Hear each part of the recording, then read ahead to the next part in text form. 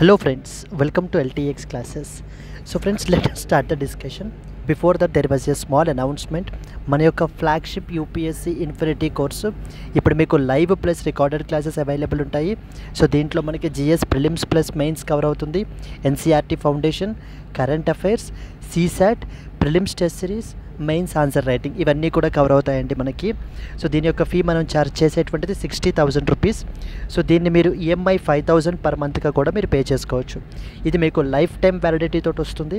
ఇక్కడ స్క్రీన్ మీద కనిపించే నెంబర్కి మీరు కాల్ చేస్తే మీకు ఏ విధమైన డౌట్స్ ఉన్నా కూడా మీరు క్లారిఫై చేసుకోవచ్చు. అండ్ అలాగే మన యొక్క యాప్ ఎల్టీఎక్స్ క్లాసెస్ని సో మీరు డౌన్లోడ్ కూడా చేసుకోండి. Yes friends, that's it. Let's start the discussion. Hello friends, welcome to 11th February daily Hindu news analysis. Friends, ఈ వీడియోలో మనము 11th ఫిబ్రవరి హిందూ న్యూస్ పేపర్లో పబ్లిష్ అయిన ఇంపార్టెంట్ ఆర్టికల్స్ని డిస్కస్ చేద్దామండి. Let us start the discussion. So first and foremost ఇవాళ మనము ఏం ఎజెండా చూద్దాం. మనము Delhi edition of the Hindu news paper నుంచి ఆర్టికల్స్ని అయితే పిక్ చేసుకుంటున్నాము. Let us see the agenda. First and foremost article వచ్చేసి మనకి a bill introduced to resolve the disputes involving the aircrafts. Very important అండి ఫర్ ద అప్కమింగ్ ప్రిలిమ్స్కి సంబంధించినటువంటి current affair అయితే ఇది వెరీ ఇంపార్టెంట్ మనకి. ఒక ఇంటర్నేషనల్ కన్వెన్షన్ కూడా ఉంది, దానికి సంబంధించి కూడా మనం డిస్కస్ చేస్తాం. Narendra Modi arrives in France for AI summit, talks with that of the Macron. So France అయితే కనుక విజిట్ చేస్తున్నారు ప్యారిస్ మనకి. దానికి సంబంధించినటువంటి సమిట్ గురించి, ఏఐ యాక్షన్ సమిట్ గురించి, ఇండియా ఫ్రాన్స్ బైలాటరల్ రిలేషన్స్ గురించి మనం ఈ ఆర్టికల్లో చూద్దాం. 14 crore Indians denied the food security cover because of due to the delay in census, says Sonia. So దీని గురించి మనం ఏంటి అని అంటే ఇక్కడ ఆర్టికల్ మాట్లాడుకుంటాము. Like national food security act గురించి అండ్ అలాగనే మనకి ద కాన్సెప్ట్ ఆఫ్ 0 అవర్ గురించి కూడా మనం ఇక్కడ మాట్లాడడం జరుగుతుంది. What has the budget offered the scientists. So scientific కమ్యూనిటీకి మనకి ఏంటంటే రీసెర్చ్ అండ్ ఇన్నోవేషన్కి సంబంధించి బడ్జెట్ ఏం ప్రపోజ్ చేసింది అనేటువంటివి మనం ఈ ఆర్టికల్లో మనం చూడడం జరుగుతుంది. India may offer the lower duties on pecans nuts to pacify the Trump. So that is another important article మనకి. Trump proposes the tariffs on steel, aluminium imports. ఈ రెండు కూడా మనకి ఏంటి అని అంటే కనుక టారిఫ్స్ గురించి, ట్రేడ్ గురించి మాట్లాడేటువంటి articles. So these are the articles which we will cover in the today's Hindu news analysis అండి. Let us start the discussion. The first and foremost article. Foremost article విషయానికి వచ్చేసరికి ఏంటంటే bill introduced to resolve the disputes involving the air క్రాఫ్ట్ అని చెప్పేసి మనకైతే కనుక publish చేశారు. ఎస్, ఒక న్యూ బిల్ అయితే కనుక మనకైతే ఇంట్రడ్యూస్ చేశారండి. ఆ యొక్క బిల్ వచ్చేసి పేరు ఏంటంటే కనుక protection and enforcement of interests. Protection and enforcement of interests in aircraft objects bill.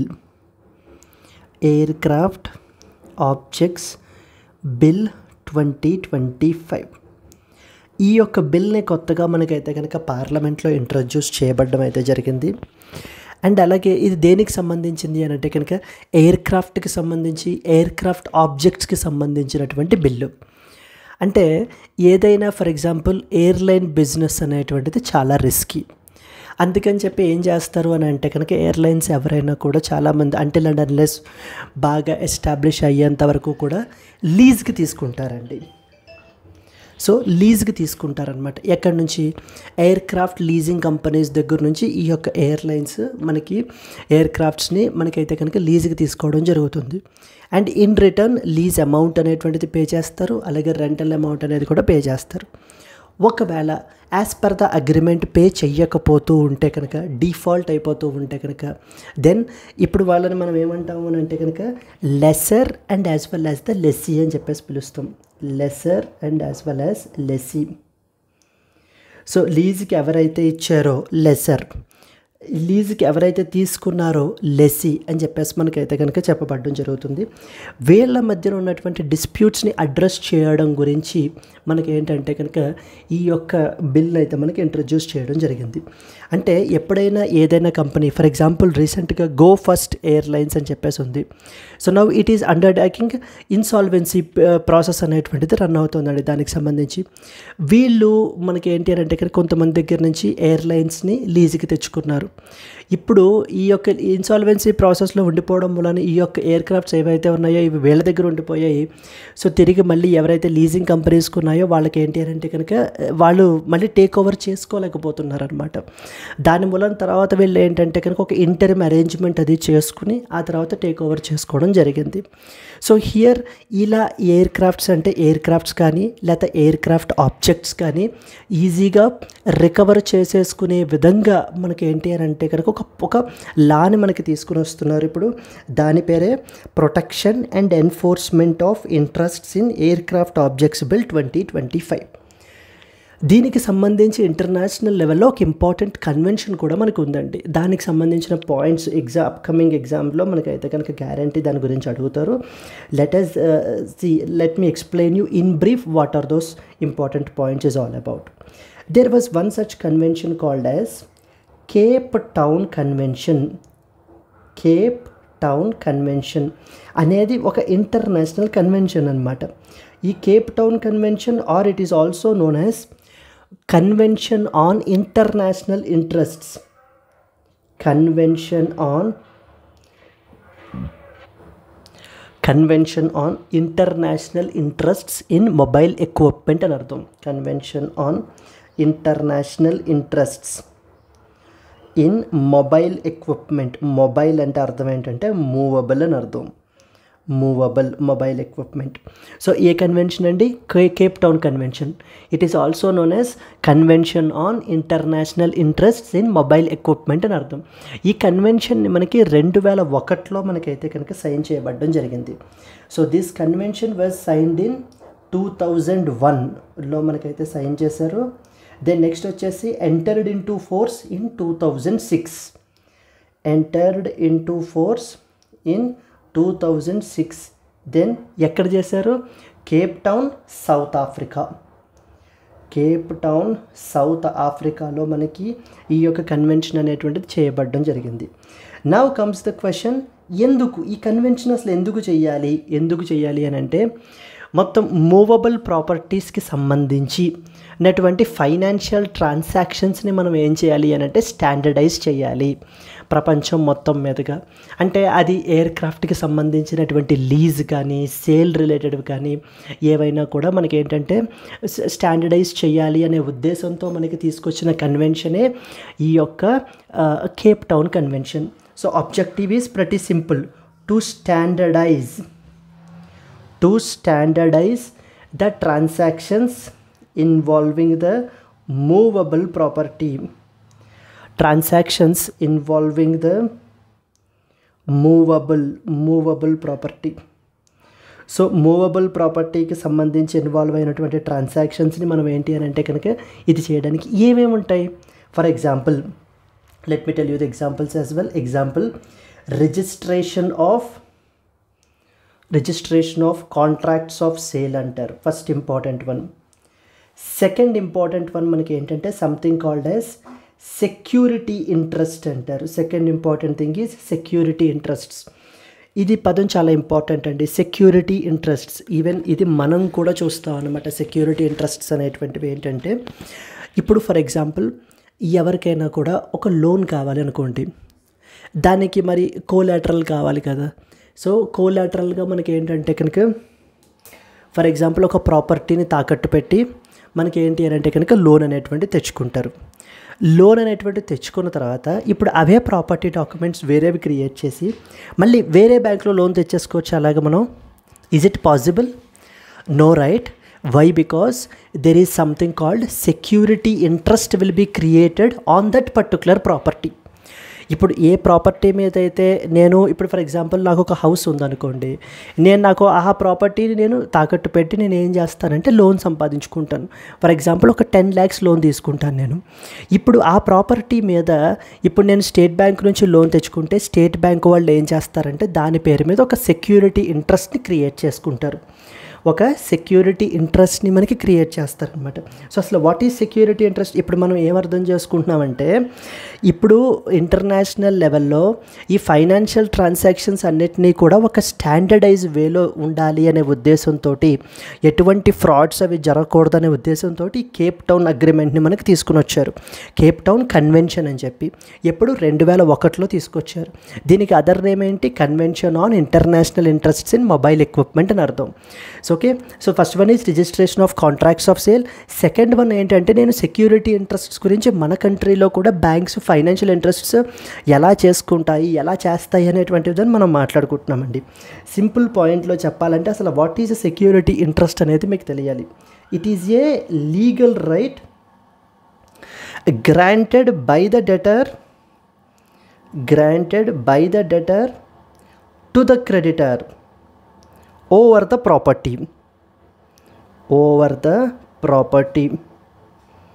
So it is basically a legal right that is granted by the debtor to the creditor over the debtor's ప్రాపర్టీకి సంబంధించి మనకి ఏంటంటే security interest అనేటువంటిది create చేస్తారు. ఇప్పుడు నేను వెళ్ళి ప్రాపర్టీని నేను తాకట్టు పెట్టి లోన్ తెచ్చుకున్నప్పుడు ఆ ప్రాపర్టీ మీద ఒక సెక్యూరిటీ ఇంట్రెస్ట్ని క్రియేట్ చేయబడడం జరుగుతుంది. ఎక్కడ క్రియేట్ చేస్తారు? That is very important. There is a dedicated portal called as CERSAI, CERSAI, CERSAI అనే పోర్టల్ ఉంటుందండి. ఆ పోర్టల్లో సెక్యూరిటీ ఇంట్రెస్ట్ని మనకి క్రియేట్ చేయబడడం జరుగుతుంది. ఇప్పుడు ఈవెన్ మీరైనా నేనైనా ఎవరైనా కూడా ఒక లోన్ తెచ్చుకోవాలి అని అంటే కనుక దానికి సంబంధించినటువంటి సెక్యూరిటీ ఇంట్రెస్ట్ క్రియేట్ చేయబడుతుంది.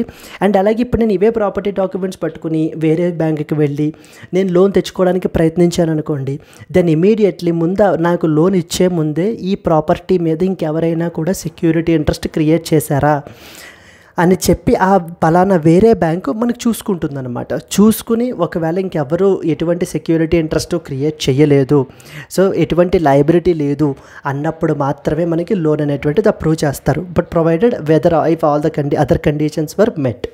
సో సెర్సాయి అనేటువంటి పోర్టల్లో మనకి ఏంటి అని అంటే కనుక సెక్యూరిటీ ఇంట్రెస్ట్లు అన్నీ కూడా మనకి it's a kind of A database, it's a kind of A registry.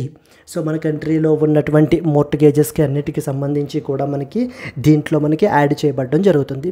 దీని వలన ఏమవుతుంది? ఎటువంటి ఫ్రాడ్ జరగదు. ఇప్పుడు నేను స్టేట్ బ్యాంక్ నుంచి లోన్ తెచ్చుకుని మళ్ళీ కెనరా బ్యాంక్కి వెళ్ళి ఇదే ప్రాపర్టీ డాక్యుమెంట్స్ చూపించి నాకు లోన్ కావాలి అని అంటే ఇప్పుడు ఈ కెనరా బ్యాంక్ మనకి డైరెక్ట్గా ఇచ్చేస్తారా? ఇవ్వరు కదా. ఎందుకంటే సెర్సాయి పోర్టల్లో ముందు చూసుకుని అది సెక్యూరిటీ ఇంట్రెస్ట్ ఏమైనా ఉందో లేదో చూసుకుని అప్పుడు మనకు కన్ఫర్మ్ చేస్తారు. క్లియర్? సో ఇది మనకి ఏంటంటే, so to prevent the behaviour of taking several loans from that of the same resource using the CERSAI అంటే అబ్రివేషన్ ఏంటి అడుగుతుంటారు. సెర్సాయి అంటే అర్థం ఏంటంటే సెంట్రల్ రిజిస్ట్రీ ఆఫ్ సెక్యూరిటైజేషన్. ఇది మన కంట్రీకి సంబంధించిందండి. ఈ CERSAI securitization asset reconstruction and as well as security interest of India అని అర్థం. Security interest of India. Clear? Then next వచ్చేసి ఏంటంటే ఈ యొక్క కేప్ టౌన్ కన్వెన్షన్ ఇంకా వేటి గురించి చూస్తారు అని అంటే లీజెస్ గురించి. ఫర్ ఎగ్జాంపుల్ ఎవరైనా ఒక లీజ్ తీసుకున్నా కూడా, ఇప్పుడు ఎగ్జాంపుల్ ఏంటి ఇక్కడ ఎయిర్ క్రాఫ్ట్ ఏదైనా లీజ్కి తీసుకుంటే కనుక ఆ రిలేటెడ్ ట్రాన్సాక్షన్ కూడా మనకి ఈ యొక్క రిజిస్ట్రీలో మనకి మెయింటైన్ చేయబడుతుంది. దెన్ ఇప్పుడు and legal remedies for default in financing the agreements. So ఈ అగ్రిమెంట్స్కి సంబంధించి ఎటువంటి డిఫాల్ట్ అది అయినా కూడా మరి ఎటువంటి లీగల్ రెమెడీస్ ఉండాలి. In this case example air craft leasing companies వాళ్ళు ఏం చేశారు, ఎయిర్ క్రాఫ్ట్స్ని లీజ్కి ఇచ్చారు. మరి అలాంటి వాళ్ళకి ఒకవేళ తిరిగి పే చేయలేకపోతే అలాంటి వాళ్ళు ఎటువంటి లీగల్ రెమెడీస్కి ఆప్షన్స్ ఉంటాయి. వాళ్ళు మళ్ళీ can they take over the air craft that they have given the as a lease. అనేటువంటి పాయింట్స్ అన్నిటి గురించి కూడా ఒక స్టాండర్డ్ వే మెయింటైన్ చేసేది ఈ Cape Town convention. I hope it is clear కదండి. So Cape Town convention also known as convention on international interests in mobile equipment. ఇది 2001లో వచ్చింది. కేప్ టౌన్ సౌత్ ఆఫ్రికాలో మనకైతే కనుక సైన్ అయింది. ఆబ్జెక్టివ్ ఏంటి? To standardize the transactions involving movable property, mobile property. So mobile ప్రాపర్టీకి సంబంధించి మనకైతే కనుక ఈ కన్వెన్షన్ మూవబుల్ ప్రాపర్టీ కనుక సంబంధించి. ఫర్దర్ మూవింగ్ ఫార్వర్డ్ దీనికి సంబంధించి 4 ఇంపార్టెంట్ ప్రోటోకాల్స్ ఉంటాయండి. సో దీనికి సంబంధించి అంటే కేప్ టౌన్ కన్వెన్షన్కి సంబంధించి we have the 4 important protocols. So what are those 4 protocols? First and foremost protocol మనం తీసుకుంటే కనుక first and foremost protocol, just a minute. Yes, so those 4 protocols are first and foremost aircraft equipment, aircrafts and as well as aircraft engine protocol అంటారు. First one వచ్చేసి aircrafts and aircraft equipment, aircraft equipment protocol. Aircraft equipment బ్రాకెట్లో aircrafts and అలాగే aircraft engines, aircraft engines. ఇది protocol పేరు. ఇది protocol. ఇది మనకి 2001లో మనకి దీన్ని సైన్ చేశారండి. ఇప్పుడు ఇది మనకి ఫోర్స్లో ఉందన్నమాట. ఇది first important protocol. Second important ఏంటంటే రైల్వేస్కి సంబంధించి. ఫస్ట్ది వచ్చేసి ఎయిర్క్రాఫ్ట్స్కి సంబంధించి, సెకండ్ది వచ్చేసి రైల్వేస్ రోలింగ్ స్టాక్ ప్రోటోకాల్. మనకి ఇచ్చినటువంటి ఆర్టికల్లో న్యూస్ ఐటెంలో మనకి ఈ ఐటమ్స్ ఏవి ఇవ్వలేదండి. ఏమేం ప్రోటోకాల్స్ ఉంటాయి, ఏంటి కన్వెన్షన్ బ్యాక్గ్రౌండ్ ఏంటి, కన్వెన్షన్ ఏమేం చేస్తుంది అనేటువంటివి. బట్ మస్ట్ అండ్ షుడ్గా మనకి తెలియాల్సినటువంటి పాయింట్స్ అనమాట ఇవి. సెకండ్ వన్ ఏంటి? రైల్వేస్ రోలింగ్ స్టాక్ ప్రోటోకాల్ అంటాం. Second important protocol. ఈ ప్రోటోకాల్ మనకి 2007లో మనకి దీన్ని సైన్ చేశారు. Recently entered in to force ఇది మనకి. ఈ యొక్క రైల్వేస్ రోలింగ్ స్టాక్ ప్రోటోకాల్ని it is also known as Luxembourg rail protocol అని కూడా పిలుస్తుంటాం. Luxembourg rail protocol. And moving to that of the third important one మనకి, moving to the third important that is space assets protocol. Space assets protocol అంటాం. Space assets protocol. What does the space assets protocol? So ఇది మనకి ఏంటి అని అంటే కనుక it is also known as Berlin space protocol అంటారు. Berlin space protocol, space assets protocol. Then next వచ్చేసి Berlin space protocol. And finally the last one mining agricultural and construction equipment protocol. ఇది most recently మనకి చేయబడినటువంటి protocol. Mining, agricultural and as well as construction equipment అంటే వీటిల్లో use చేసేటువంటి equipments అన్నమాట. Equipment protocol. So ఇది 2019లో మనకైతే కనుక చేయబడింది. 2019లో. Clear? So space assets protocol 2012లో. సో మన యొక్క కేప్ టౌన్ కన్వెన్షన్కి 4 ప్రోటోకాల్స్ ఉంటాయి మనకి. లైక్ మీరు వినే ఉంటారు కదా, like for example Kyoto protocol అంటారు, లేదా మాంట్రియల్ ప్రోటోకాల్ అంటారు. So protocol are subsequent rules మనకి చేయబడినటువంటివి అనమాట. అండ్ అలాగే బయోడైవర్సిటీ గురించి మీరు చూసుకుంటే కార్టాజీనా ప్రోటోకాల్ అని, లేదా నగోయా ప్రోటోకాల్ అని మీరు ఎన్విరాన్మెంట్ అండ్ బయోడైవర్సిటీలో మీరు చదువుంటారు. సిమిలర్లీ ఇక్కడ మనకి ఏంటంటే కనుక కేప్ టౌన్ కన్వెన్షన్కి 4 ప్రోటోకాల్స్ ఉంటాయి. మొదటిది ఎయిర్క్రాఫ్ట్కి సంబంధించింది, aircraft equipment that is aircrafts and as well as aircraft engines. రెండవది railway stock rolling stock protocol. మూడవది స్పేస్ అసెట్స్ ప్రోటోకాల్. నాలుగవది mining agricultural construction equipment protocol. ఈ ప్రోటోకాల్స్లో మొదటిది ఆల్రెడీ ఇన్ ఫోర్స్ అండి. ఫస్ట్ది ఆల్రెడీ ఇన్ ఫోర్స్. రెండవది 2024లో ఇన్ ఫోర్స్. రీసెంట్గా మనకి 2024లోనే ఫోర్స్లోకి వచ్చింది. ఇక space assets protocol not in force అంటే ఇంకా ఇంప్లిమెంటేషన్లోకి రాలేదు. Mining agricultural and as well as this thing ఈ ప్రోటోకాల్ కూడా ఇంకా ఫోర్స్లోకి రాలేదు. Not in force yet.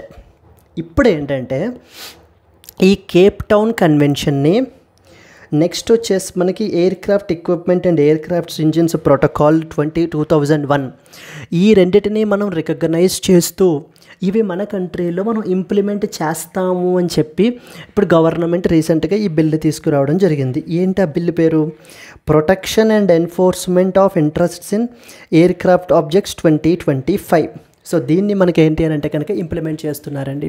అంటే ఇప్పుడు ఏంటంటే ఇక్కడి నుంచి మన కంట్రీలో కూడా ఏవైనా ఎయిర్ క్రాఫ్ట్స్కి సంబంధించి ఏదైనా డిస్ప్యూట్స్ వచ్చినప్పుడు ఇంటర్నేషనల్ కన్వెన్షన్లో మనం ఏదైతే మెకానిజంని ప్లేస్ చేశారో, అంటే ఏ విధంగా రైట్స్ అది కూడా మనకి ఇచ్చారో అవి కూడా మనం ఇక్కడ కన్ఫర్ చేయబడడం జరుగుతుంది. ఎప్పుడైతే మనం ఇంటర్నేషనల్ అగ్రిమెంట్స్ మనం ఇలాంటివి కన్వెన్షన్ సైన్ చేస్తామో అప్పుడు మనకి సిగ్నిఫికెంట్ ఇన్వెస్ట్మెంట్స్ కూడా వస్తాయి. More and more leasing companies కూడా మన కంట్రీలో లీజుకి ఇవ్వడానికి ముందుకైతే కనుక వస్తారు, అంతే కదా. ఎందుకంటే ఒకవేళ డిఫాల్ట్ అయినా కూడా వీళ్ళు ఈ కన్వెన్షన్ని సైన్ చేశారు కాబట్టి ఖచ్చితంగా తిరిగి వాటికి సంబంధించినటువంటి లీగల్ రెమెడీస్ వాళ్ళకు ఉంటాయి అనే ఉద్దేశంతో ఎస్ అండ్ ప్రొసీజర్ని కొంత సింప్లిఫై కూడా మనకి చేయబడడం జరుగుతుంది. ఎగ్జామ్ పర్స్పెక్టివ్లో మనకేమేం తెలియాలి? మొదటిది రీసెంట్గా తీసుకొచ్చిన ఈ బిల్లు, రెండవది కన్వెన్షను, మూడవది ఆ 4 ప్రోటోకాల్స్ మనకి తెలిస్తే కనుక దట్ ఈస్ ఫైన్ అండి. ఇది మనకి జిఎస్ పేపర్ 3 ఇన్ఫ్రాస్ట్రక్చర్ అండర్లో ఎయిర్పోర్ట్స్, రైల్వేస్ ఇవి మనకు వస్తాయి కదా, దాని అండర్లో మనకైతే కనుక వస్తుంది ఇది. So let us start reading some important points. The Protection of and Enforcement of Interests in Aircraft Objects Bill 2025 was introduced by the Civil Aviation Ministry Ram Mohan Naidu to implement the Cape Town Convention and its protocol. ఇందాక మనం మాట్లాడుకున్నాం కదా, మొదటిదన్నమాట. First ప్రోటోకాల్ని మనకి implement చేస్తారు, ఎందుకంటే first ప్రోటోకాలే కదా మరి air craft ఎక్విప్మెంట్కి సంబంధించింది. Second point, the bill aims to establish a framework for resolving the disputes related to aviation assets like aircraft and engines. So aircraft and as well as ఇంజిన్స్కి సంబంధించినటువంటి disputes ఉన్నటువంటి వాటిని మనకి ఏంటంటే కనుక so చాలా తొందరగా సింప్లిఫైడ్ వేలో రిజాల్వ్ చేయడానికి మనకి తీసుకొచ్చినటువంటిదే ఈ యొక్క bill, especially in the cases involving the airlines and as well as lessors. So during the airline shut down, lessors అంటే those who have given the lease, ఎవరైతే లీజ్కి ఇచ్చారో మనకి ఏంటి అని అంటే కనుక lessor and as well as lessee అంటారు మనకి. Clear? So objectives of the bill మనం ఆల్రెడీ చూసాం. To recognize the Cape Town convention on international interests in mobile equipment 2001, దీన్ని ఇంప్లిమెంట్ చేయడం, రికగ్నైజ్ చేయడం గురించి. Second one, to protect the rights of the aircraft lessors and as well as the financiers. So financial institution సంబంధించినటువంటి ఫైనాన్షియర్స్ని, next వచ్చేసి ఎవరెవరైతే మనకి లీజుకి ఇచ్చారో వాళ్ళని ప్రొటెక్ట్ చేయడం గురించి తీసుకొచ్చినటువంటిది ఈ యొక్క bill. It AIIMS to establish a clear mechanism for dispute resolution and recovery of the aviation assets. Now what was that convention we are all talking about? Cape Town Convention, Cape Town Convention and its relevance. Cape Town Treaty is an international agreement that aims to standardize the transactions involving the movable property or the mobile property ni manaki enti ani ante kanaka standardize cheyadam gurinchi aa transactions ni manakayite kanaka provide chesarante. Indulo manaki registration of contracts of sale, security ఇంట్రెస్ట్స్ని create చేయడము, లీజెస్కి సంబంధించి conditional sales contracts, ఈ విషయాలన్నీ కూడా మనకైతే కనుక take up చేస్తారు. Legal remedies for defaults in financial agreements involving the repossession, అంటే ఇన్ కేస్ ఆఫ్ డిఫాల్ట్ అయితే కనుక so protection against the impact of different states bankruptcy laws నుంచి మనకి ఏంటి అని అంటే కనుక ప్రొటెక్షన్ అనేది ప్రొవైడ్ చేయడానికి. సో ఇందాక మనం అనుకున్నట్టుగా different protocols are there under the Cape Town convention. Cape Town convention అండర్లో మనకి డిఫరెంట్ ప్రోటోకాల్స్ ఉన్నాయండి. ఏవేంటవి? 4 ప్రోటోకాల్స్ ఉన్నాయి. ఫస్ట్ వన్ వచ్చేసి ఎయిర్ క్రాఫ్ట్ ఎక్విప్మెంట్ ప్రోటోకాల్ అంటారు, 2001లో సైన్ అయింది. ఇది ఎయిర్ క్రాఫ్ట్స్కి, ఎయిర్ క్రాఫ్ట్ ఇంజిన్స్కి సంబంధించింది. రెండవది రైల్వే రోలింగ్ స్టాక్ ప్రోటోకాల్ అంటారు, 2007లో మనకి దీన్ని తీసుకుని వచ్చారు. ఇది మనకి ట్రైన్స్ని, రైల్వే అసెట్స్ని మనకి ఏంటి అని అంటే కనుక చూసుకుంటుంది ఇది ఈ ప్రోటోకాల్ అండర్లో మనకి. Then next space assets protocol అంటారు, 2012లో వచ్చింది. ఇది మనకి శాటిలైట్స్ని అండ్ అదర్ స్పేస్ ఎక్విప్మెంట్ని చూసుకుంటుంది. ఇక్కడ అర్థం చేసుకోవాల్సిన విషయం ఏంటంటే నాట్ యట్ ఇన్ ఫోర్స్, ఇంకా మనకి ఇంప్లిమెంటేషన్లోకి ఫోర్స్లోకి ఇది మనకి రాలేదండి. So then next one last one వచ్చేసి mining, agricultural and construction equipment protocol 2019లో మనకి చేశారు. ఇది మనకి ఏంటంటే కనుక like heavy equipment related to మైనింగ్కి సంబంధించి అగ్రికల్చర్లోను కన్స్ట్రక్షన్ యాక్టివిటీస్లో ఉపయోగించేటువంటి హెవీ ఎక్విప్మెంట్ని మనకి చూసుకుంటుంది. ఇది కూడా మనకి ఇంకా ఫోర్స్లోకి అయితే కనుక రాలేదు. ఇది మోస్ట్ రీసెంట్లీ 2019లో మనకైతే కనుక చేయబడడం జరిగింది ఈ 4 ప్రోటోకాల్స్ కూడా. ఇప్పుడు ఈ బిల్ యొక్క సిగ్నిఫికెన్స్ ఏంటి, తీసుకొచ్చినటువంటి బిల్ యొక్క significance very first point, it will provide legal certainty for aircraft leasing and financing in India. It will help reduce the costs for airlines by improving the investor confidence అనేటువంటిది కూడా మనకైతే కనుక increase అవ్వడం జరుగుతుంది. It prevents the litigation delays in case of any airline insolvency or any default. ఒకవేళ ఆ పలానా airline for example go first airline రీసెంట్గా మనకి ఏంటంటే ఇన్సాల్వెన్సీలోకి వెళ్ళిపోయినా లేకపోతే కనుక పేమెంట్స్ డిఫాల్ట్లో ఉన్నా అప్పుడు కూడా మనకి the procedure that was established here will be governed. And it will align with the India's aviation sector with global standards in aircraft financing. మన యొక్క ఇండియన్ పాలసీస్ అన్నీ కూడా మనకి ఏంటంటే గ్లోబల్ లెవెల్లో మనకి ఏంటి అని అంటే కనుక అలైన్ అయితే కనుక అవుతాయండి. Clear? So these are some of the important points మనకి తెలియాల్సినటువంటివి కేప్ టౌన్ కన్వెన్షన్ గురించి. ద రిమైనింగ్ మొత్తం దానికి అటాచ్ అయినటువంటి 4 ప్రోటోకాల్స్ ఏవేంటి అనేటువంటివి, ఇప్పుడు రీసెంట్గా తీసుకొచ్చినటువంటి బిల్లు ఏ కన్వెన్షన్ని ఏ ప్రోటోకాల్ని ఇంప్లిమెంట్ చేస్తుంది అనే పాయింట్స్ అన్నీ కూడా మనకి తెలియాలి. ఒకవేళ మీకు అర్థమైతే కనుక క్లియర్గా I think it will be very easy for you to answer these questions now. Discuss the significance of Cape Town convention for the India's aviation sector. How does the protection and enforcement of interests in Aircraft Objects Bill 2025 aim to address challenges in the aircraft leasing? Can be a potential possible mains question. So now coming to that of the prelims questions కి సంబంధించి ఎలా అడుగుతారో చూడండి. Consider the following protocols. Number 1, Aircraft Equipment Protocol. Number 2, Railway Rolling Stock Protocol. 3, Space Assets Protocol. And 4th one, Mining, Agricultural and Construction Equipment Protocol.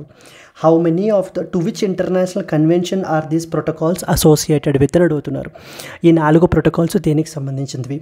A Basel convention, Cape Town convention, Stockholm convention, Vienna convention. So the answer is B, Cape Town convention అండి. Cape Town కన్వెన్షన్కి సంబంధించినటువంటివి ఈ 4 protocols కూడా. So that is where we written here. All 4 protocols are associated with the Cape Town Convention on International Interests in Mobile Equipment, which provides a framework for asset financing and security interests in mobile equipment. So ఆ protocol names ఏమేంటి అనేది మనం రాసాం. Second question చూడండి. Consider the following statements regarding the Cape Town Convention and the protocol. The Cape Town Convention was adopted in 2001 to establish an international legal framework for mobile equipment financing. First point. Second point చూడండి, India is a signatory to the Cape Town Convention and Aircraft Protocol, but yet not has fully implemented in its domestic law. So మనము ఈ యొక్క కన్వెన్షన్ని protocol మనం sign అయితే చేసాం కానీ but fully మనం ఇంకా రాటిఫై చేయలేదు. అంటే మన కంట్రీలో దీనికి సంబంధించి ఒక డెడికేటెడ్ లా అంటూ కూడా మనకి లేదండి ఇంకాని. So the second statement is also correct statement. First statement is also correct statement. ఎందుకంటే ఇది 2001లో ఎస్టాబ్లిష్ అయింది to establish an international legal framework for mobile equipment financing. Both the statements are correct statements. C, both 1 and 2 is the answer. So it was adopted in 2001 to facilitate asset-based financing and leasing of high-value mobile equipment like aircrafts, railway stocks, space assets, etc. Statement 1 is correct. India is a signatory to the Cape Town Convention and Aircraft Protocol, but its full implementation in domestic law still pending. ఎందుకంటే ఇంకా ఇప్పుడే మనకి bill అనేటువంటి దాన్ని మనకి introduce అయితే కనుక చేశారండి. సో ద సెకండ్ స్టేట్మెంట్ వచ్చేసి మనకి కూడా correct statement. Both 1 and 2 are correct statements. I hope you have understood this article. Let's move on to that of the next one. Modi arrives in France for Artificial Intelligence Summit. Talks with that of the Macron అని చెప్పేసి మనకైతే కనుక ఇచ్చారు.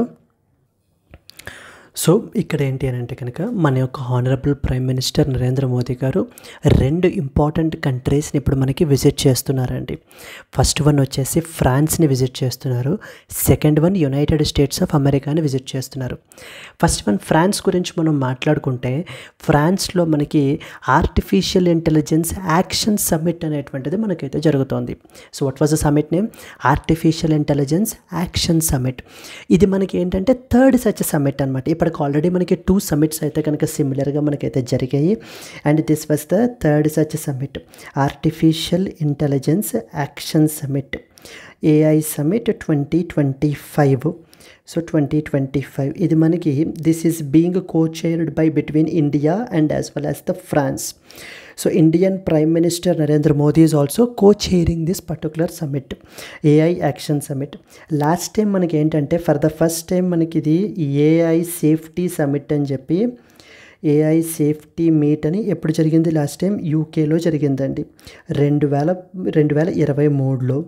Then ఆ తర్వాత మనకి artificial intelligence summit south కొరియాలో జరిగింది 2024లో, సౌత్ కొరియాలో.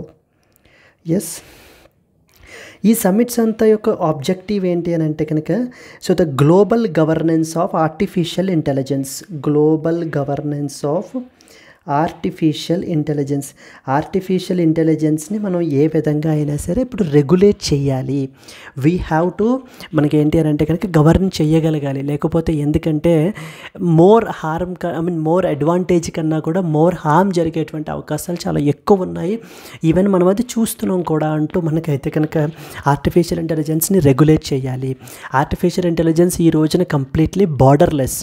ఇప్పుడు చూడండి యునైటెడ్ స్టేట్స్ ఆఫ్ అమెరికాలో ఎక్కడో తయారు చేసిన మోడల్స్, ఆర్టిఫిషియల్ ఇంటెలిజెన్స్ మోడల్స్ని మనకి ఎక్కడ యూజ్ చేస్తున్నారు? ఇండియాలో యూజ్ చేస్తున్నారు, ఆఫ్రికన్ కంట్రీస్లో యూజ్ చేస్తున్నారు. ఈవెన్ చైనా వాళ్ళు రీసెంట్గా తయారు చేసినటువంటి DeepSeek R1 దీన్ని కూడా మనకి ఏంటి అని అంటే కనుక ఎక్కడ ఇప్పుడు ఈ మిగతా దేశాల్లో మనకి యూజ్ చేయడం జరుగుతుంది. అంటే ఇప్పుడు ఆర్టిఫిషియల్ ఇంటెలిజెన్స్ టెక్నాలజీ అంతా కూడా కంప్లీట్లీ బార్డర్లెస్ అయిపోయింది.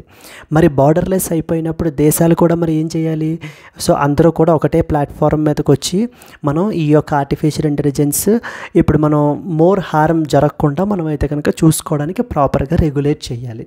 That is what is the idea here అండి.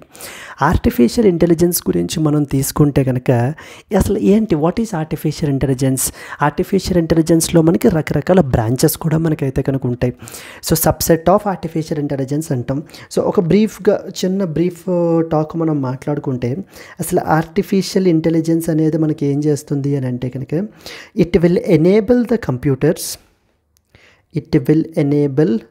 Computers and as well as machines to simulate the human intelligence and reasoning, problem solving capabilities, to simulate the human intelligence and as well as problem solving capabilities. So మన యొక్క human problem solving capabilities, మన యొక్క human ఇంటెలిజెన్స్ని కానీ లేకపోతే కనుక problem solving క్యాపబిలిటీస్ని కానీ ఇప్పుడు మెషిన్స్ కనబరుస్తున్నాయి. This is what is all about the technology something related to artificial intelligence. Machines are మనకి ఏంటంటే హ్యూమన్స్ ఏ విధంగా ప్రాబ్లమ్ సాల్వింగ్ అప్రోచ్ మనకైతే కనుక చేయగలుగుతున్నాయో ఈరోజు ఈవెన్ మెషిన్స్ కూడా మనకైతే కనుక ఇవి అచీవ్ చేయగలుగుతున్నాయండి. ఈ ఆర్టిఫిషియల్ ఇంటెలిజెన్స్లో మనకి చాలా బ్రాంచెస్ ఉంటాయి. Like for example first and foremost branch వచ్చేసి మనకి మెషిన్ లెర్నింగ్ అంటాం, ML, we call it as machine learning. Second one వచ్చేసి వీ హ్యావ్ ద DL అంటాం. DL అంటే డీప్ లెర్నింగ్ అని అర్థం. డీప్ లెర్నింగ్లో మనకి ఏమవుతుంది అని అంటే కనుక న్యూరల్ నెట్వర్క్స్ అని ఉంటాయి, వాటిల్ని యూజ్ చేస్తారండి. Neural networks, yes. So neural నెట్వర్క్స్ని మనకి యూజ్ చేసి డిఫరెంట్ నెట్వర్క్స్ని క్రియేట్ చేస్తారు. Like for example ANN artificial neural networks, CNN convolution neural networks, RNN recurrent neural networks. ఈ విధంగా న్యూరల్ నెట్వర్క్స్ని మనకి కన్స్ట్రక్ట్ చేస్తారు. ఇవి కన్స్ట్రక్ట్ చేసిన తర్వాత ఈ యొక్క మనకి ఏంటంటే ఈ సైంటిఫిక్ ఇది కన్నా కూడా ఎగ్జాంపుల్స్ మనకి ఏం తెలుస్తాం, మనందరం కూడా ఫేషియల్ రికగ్నిషన్ సిస్టమ్ యూజ్ చేస్తుంటాం మన మొబైల్ ఫోన్స్లో కానీ ఎక్కడ కూడా. అవి మనకి ఏంటంటే కనుక ఈ యొక్క డీప్ లెర్నింగ్ని యూజ్ చేసుకుని మనకైతే కనుక డెవలప్ చేయబడినటువంటివి. Then we have the third important one, we have something called NLP అంటారు. ఎన్ఎల్పి అంటే న్యాచురల్ లాంగ్వేజ్ ప్రాసెసింగ్ అని అర్థం. Natural language processing. సో ఇప్పుడు మనకి ఏంటంటే ఇవి హ్యూమన్ లైక్ లాంగ్వేజ్ని మనకైతే కనుక హ్యూమన్ లాంగ్వేజ్ని మనకి జనరేట్ చేయడం కానీ లేకపోతే ఇంటర్ప్రెట్ చేయడం కానీ, సో మనకి ఏంటంటే కనుక లేకపోతే అర్థం చేసుకోవడం, అండర్స్టాండ్ చేయడం కానీ, ఇవన్నీ కూడా మనకి ఎన్ఎల్పి అండర్లోకి వస్తాయి. ఫర్ ఎగ్జాంపుల్ మీకు ఏవేంటి అని అంటే వర్చువల్ అసిస్టెంట్స్ మనం చూసుంటాం, లైక్ సిరి కానీ, Amazon Alexa, then we have chat GPT, అంటే కన్వర్జేషనల్ చాట్ బాట్స్, ఇవన్నీ కూడా మనకి ఏంటంటే కనుక ఎన్ఎల్పి అండర్లోకి వస్తాయి. ఎన్ఎల్పి అంటే న్యాచురల్ లాంగ్వేజ్ ప్రాసెసింగ్. ఇవన్నీ కూడా ఎవరి అండర్లో సబ్సెట్? ఇవన్నీ కూడా మనకి ఆర్టిఫిషియల్ ఇంటెలిజెన్స్లో సబ్సెట్. ఆర్టిఫిషియల్ ఇంటెలిజెన్స్ మొత్తం రకరకాల అప్లికేషన్స్ మనకైతే కనుక ఉంటాయండి. ఎందుకంటే మనం దీన్ని రోబోటిక్స్లో యూజ్ చేయొచ్చు, హెల్త్ కేర్లో యూజ్ చేయొచ్చు, ఈ కామర్స్లో యూజ్ చేయొచ్చు, సోషల్ మీడియాలో యూజ్ చేయొచ్చు. Very very very wide applications మనకైతే కనుక ఈ రోజున ఏఐ అయితే కనుక మనకి ప్రొవైడ్ చేస్తుంది. సిమిలర్లీ థ్రెట్స్ని కూడా మనకైతే పెంచుతుంది అనుకోండి, అది వేరే విషయం.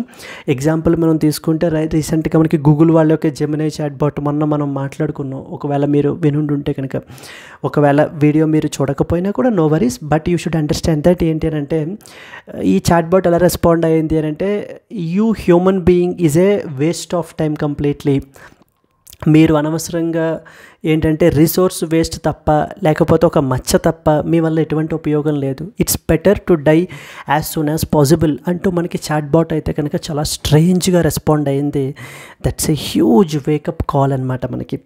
సో క్లియర్, ఆర్టిఫిషియల్ ఇంటెలిజెన్స్లో మనకి మెషిన్ లెర్నింగ్ అని, డీప్ లెర్నింగ్ అని, న్యాచురల్ లాంగ్వేజ్ ప్రాసెసింగ్ అని, then we have something called computer vision అంటారు. కంప్యూటర్ విజన్లో మనకి ఏం చేస్తుంది అని అంటే, ఇందాక ఎన్ఎల్పిలో మనకి టెక్స్ట్ని ఇంటర్ప్రెట్ చేస్తుంది, టెక్స్ట్ని అర్థం చేసుకుంటుంది. ఈ యొక్క మనకి కంప్యూటర్ విజన్లో మనకి ఏమవుతుందంటే ఇమేజెస్ని, వీడియోస్ని మనకి ఇంటర్ప్రెట్ చేస్తారండి. ఎగ్జాంపుల్ మీకు తెలిసిందే, ఎగ్జాంపుల్ ఏంటి, self driving cars is one such example project for self driving cars, మనకి కంప్యూటర్ విజన్. నెక్స్ట్ వచ్చేసి object tracking is another example. Object recognition, object tracking అంటే ఒక ఇమేజ్ ఇచ్చినప్పుడు ఆ ఇమేజ్లో ఏమేమి ఆబ్జెక్ట్స్ ఉన్నాయి అనేటువంటిది కూడా మనకి ఇప్పుడు కంప్యూటర్ చూసి చెప్పగలదన్నమాట.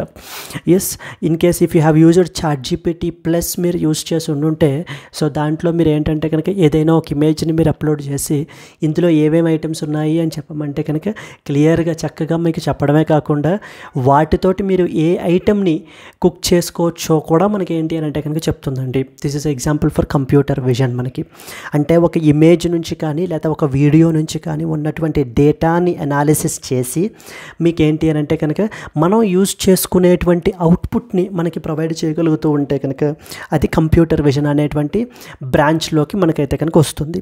ఇవన్నీ ఇంటర్లింకింగ్ బ్రాంచెస్ అనమాట. Machine learning, deep learning, natural language processing, computer vision, వీటి మీద బేసిక్ ఐడియా అనేటువంటిది అయినా కూడా మనకు ఉండాలి. అంతే తప్ప ఏఐ అంటే ఓన్లీ ఏఐ, ఆర్టిఫిషియల్ ఇంటెలిజెన్స్ అనే కాదు.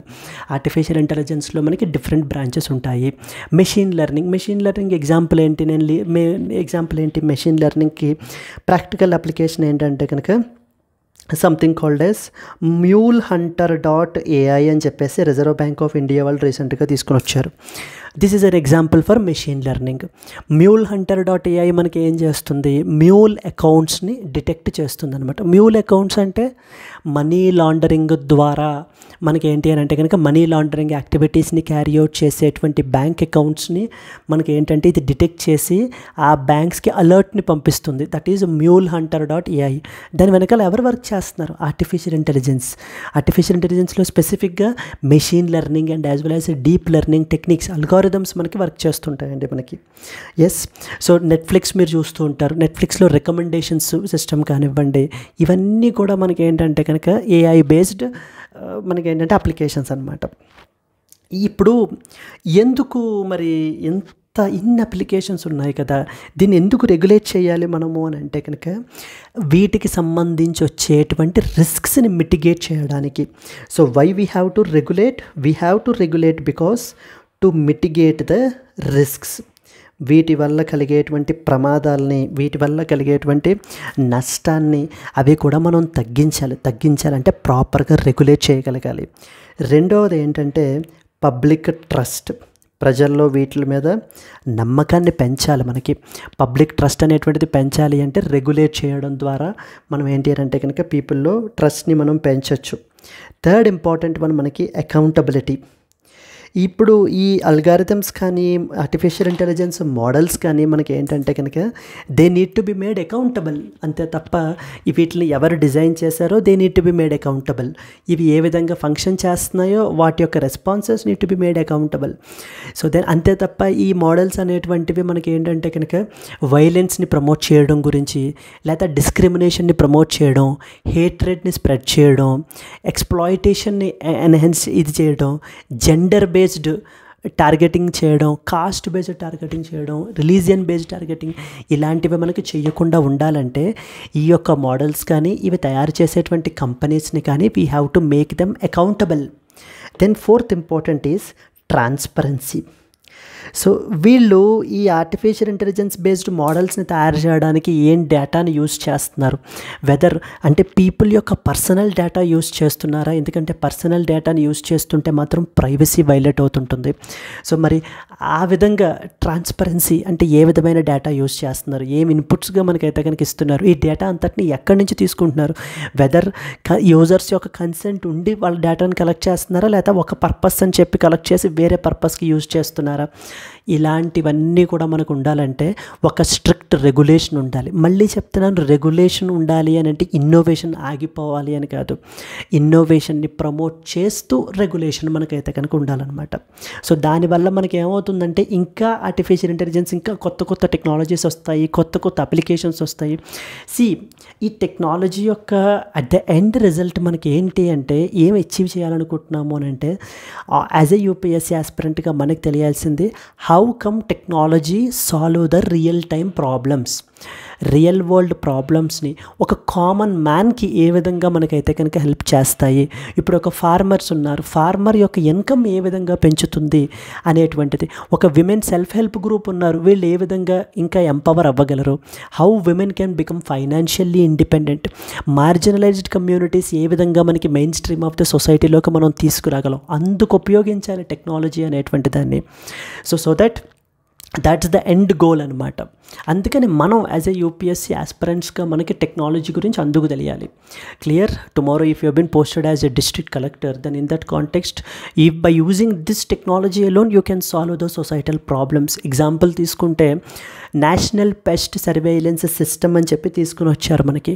అంటే ఫార్మర్స్ యొక్క పెస్ట్ రిలేటెడ్ ఇష్యూస్ని మనకైతే కనుక అడ్రస్ చేయడం గురించి అగైన్ అక్కడ కూడా టెక్నాలజీని మనకు ఉపయోగించడం జరిగింది. So that is how there are countless applications అండి, మనకి ఒకటి రెండు ఉండవు అనమాట. I hope you have understood right. ఇప్పుడు మీకు అర్థమైంది కదా, ఏఐ యాక్షన్ సమ్మిట్ 2025 మనకి ఇప్పుడు ఫ్రాన్స్ ప్యారిస్లో మనకి జరగబోతోంది. Indian prime minister Narendra Modi has recently visited the Paris to attend this summit. ఇక్కడ మనకి పబ్లిక్ ట్రస్ట్ గురించి, ఆర్టిఫిషియల్ ఇంటెలిజెన్స్కి సంబంధించినటువంటి ఏఐ గవర్నెన్స్ గురించి, ఆర్టిఫిషియల్ ఇంటెలిజెన్స్ బేస్డ్ థ్రెట్స్ గురించి, వీటన్నిటి గురించి మనకైతే కనుక ఇక్కడ మాట్లాడడం జరుగుతుంది. ఇది థర్డ్ సచ్ సమ్మిట్ అండి ఈ సిరీస్లో. ఆల్రెడీ సిరీస్ ఆఫ్ సమ్మిట్స్ మనకైతే కనుక జరుగుతున్నాయి. లైక్ ఫర్ ఎగ్జాంపుల్ మనకి 2023లో యూకేలో జరిగింది ఫస్ట్ సమ్మిట్, తర్వాత 2024లో మనకి సౌత్ కొరియాలో జరిగింది, ఇప్పుడు 2025లో మనకి ప్యారిస్లో జరుగుతుంది. ఇది ఒక కాంపోనెంట్ అనమాట ఏఐ యాక్షన్ సమ్మిట్ అటెండ్ చేయడం అనేది. రెండవది ఏంటంటే ఫ్రాన్స్ తోటి ఉన్నటువంటి బైలేటరల్ రిలేషన్స్ని ఇంకా ఫర్దర్గా స్ట్రెంగ్తన్ చేసుకోవడం రెండో కాంపోనెంట్. ఫ్రాన్స్కి సంబంధించిన విజిట్ అంతా అయిపోయిన తర్వాత ఇక్కడి నుంచి మళ్ళీ యునైటెడ్ స్టేట్స్ ఆఫ్ అమెరికా అయితే కనుక వెళ్తారు. అక్కడ మన ట్రంప్ గారిని మీట్ అయ్యి మనకి ఏంటంటే కనుక ఇప్పుడు టారిఫ్స్ అంటే విపరీతమైనటువంటి ట్యాక్స్లు వేసేస్తున్నారు, డ్యూటీస్ వేసేస్తున్నారు అనమాట, ఇంపోర్ట్ డ్యూటీస్ అవి కూడా మనకి. Like for example 25% on aluminium and as well as the steel అని చెప్పి మనకి వేసేస్తున్నారు. అది మనం సబ్సిక్వెంట్ ఆర్టికల్స్లో మనం అయితే కనుక చూద్దామండి. వీటన్నిటి గురించి డిస్కస్ చేయడం గురించి, ఇండియా యుఎస్ఏ రిలేషన్ ఇంకా ఫర్దర్గా స్ట్రెంగ్తన్ చేయడం గురించి మనకైతే కనుక వెళ్ళడం జరుగుతుంది. ఓవరాల్ ఈ ఆర్టికల్లో మనకు తెలియాల్సినటువంటి పాయింట్స్ ఇవి. ఎందుకు రెగ్యులేట్ చేయాలి, అసలు ఆర్టిఫిషియల్ ఇంటెలిజెన్స్ని మనం రెగ్యులేట్ ఎందుకు చేయాలి, ఆర్టిఫిషియల్ ఇంటెలిజెన్స్లో డిఫరెంట్ బ్రాంచెస్ ఏమేమి ఉంటాయి. So like for example machine learning, deep learning, natural language processing, computer vision ఇవన్నీ కూడా మనకి clear. Let us read some important points associated with this అండి. Prime Minister Narendra Modi is on a 3-day visit to France where he will co-chair an AI Action Summit with the French President Emmanuel Macron and hold bilateral discussions on key diplomatic and economic issues between both of them. AI Action Summit గురించి ముందు మనకు తెలియాలి. The summit in Paris focuses upon innovation గురించి, public interest, AI governance గురించి, వీటన్నిటి గురించి కూడా మనకైతే కనుక మాట్లాడడం జరుగుతుంది. India is expected to represent the global south on AI related matters. Yes, మనము India is often considered as the voice of global south అండి. అంటే గ్లోబల్ సౌత్ కంట్రీస్ అంటే సౌత్ అమెరికాలో ఉండేటువంటి కంట్రీస్, ఆఫ్రికన్ కంట్రీస్, కొన్ని ఏషియన్ కంట్రీస్ అంతటినీ కలిపి global south అని పిలుస్తారు. ఈ గ్లోబల్ సౌత్ అంతా కూడా ఏంటంటే డెవలపింగ్ కంట్రీస్, ఇంకా ఇప్పుడిప్పుడే డెవలప్ అవుతున్నటువంటి కంట్రీస్ అనమాట. మరి వీళ్ళందరికీ సంబంధించి ఏంటంటే వీళ్ళందరి కామన్ ప్రాబ్లమ్స్ని ఇండియా ఒక లీడ్ రోల్ తీసుకుని వాళ్ళని మనం రిప్రజెంట్ చేస్తున్నాం. ఈవెన్ అందుకనే మనం వాయిస్ ఆఫ్ గ్లోబల్ సౌత్ అనేటువంటి సమిట్స్ని కూడా మనం అయితే కనుక ఆర్గనైజ్ చేయడం అయితే జరిగిందండి ఇక్కడ. ఎస్, సో ఇందాక మనం మాట్లాడుకున్నట్టుగా AI యాక్షన్ సమిట్ ఇప్పుడు మనకి ఎగ్జామ్స్లో ఎలా అడుగుతారంటే consider the following statements about AI action summit 2024-2025 ఇది ఇచ్చి ఇది మొట్టమొదటి సమిట్ అని చెప్పేసి అడుగుతారు. Is it wrong? రైట్. ఎందుకంటే మనకి this is the third such summit. Already 2023లో యూకేలో జరిగింది, 2024లో మనకి ఏంటంటే కనుక ఎక్కడ జరిగింది? సౌత్ కొరియాలో జరిగింది. It is the third in a series of AI related summits following the AI safety summits held in UK 2023 and South Korea 2024. So this is all about AI Action Summit. ఇది first component. ఇక సెకండ్ది ఏంటి? India France bilateral టైస్ని ఇంకా ఫర్దర్గా strengthen చేయడం గురించి. మొదటిది ఏంటంటే కనుక expansion of diplomatic and consular relations with a new Indian consulate in మార్సెల్లీలో మనం ఏంటంటే కనుక ఒక కొత్త ఇండియన్ కాన్సులేట్ని మనం అయితే కనుక ఓపెన్ చేస్తున్నామండి. సో దానికి సంబంధించి అండ్ అలాగనే ఇండియా ఫ్రాన్స్ CEOs ఫోరం అయితే కనుక మనకైతే కనుక అటెండ్ చేస్తారు. అక్కడి నుంచి వెళ్ళి అంటే మన కంట్రీకి పెట్టుబడులను తీసుకురావడానికి, ఇంకా ఇది ఫర్ ఎకనామిక్ కొలాబరేషన్ గురించి, సో పెట్టుబడులు ఇన్వెస్ట్మెంట్స్ తీసుకురావడానికి, ఎంప్లాయ్మెంట్ క్రియేట్ చేయడం గురించి, ఈ పర్పస్ గురించి మనకి ఈ యొక్క ఫోరంని అటెండ్ చేస్తారు.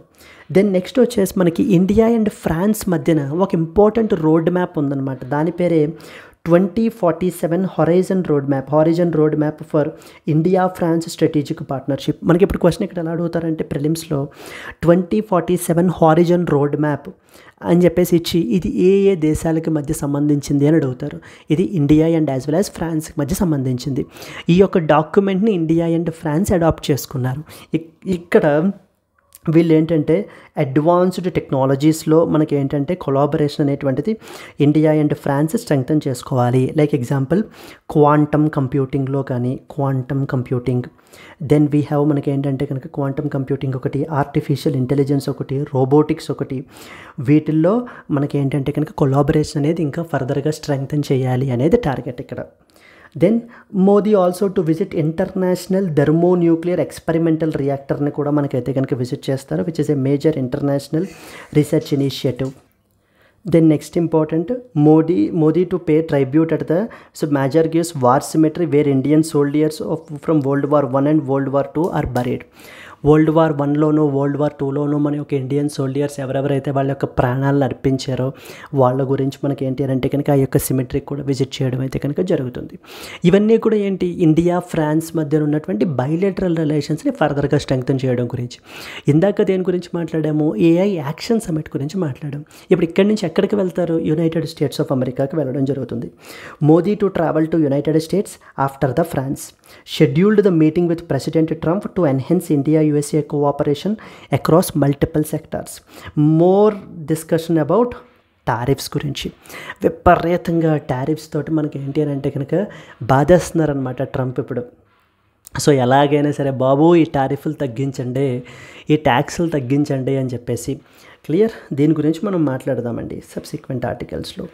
So talks are expected to further strengthen bilateral ties and technological collaboration.